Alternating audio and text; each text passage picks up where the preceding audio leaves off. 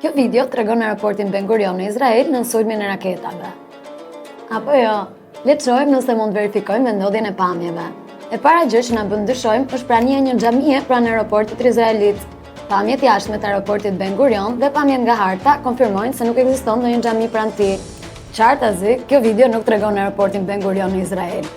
Por atëherë, çfarë tregon? Për ta zbuluar këtë, kërkoj për ndonjë shenjë identifikuese në video. Në këtë rast, një banderol në njërin prej godinave në video që shkruan Dar Al Fenun. Një kërkim i shpejt në Google tregon se kompania e prodhimit mermeri Dar Al Fenun ndodhet në Sharjah, në Emiratet e Bashkuara Arabe. Në anë të Google Maps, kërkojmë nëse ka ndonjë xhamia aty vërdall, si ajo që shfaqet në video. Dhe ja, 300 metra larg ndodhet xhamia Al Safwan.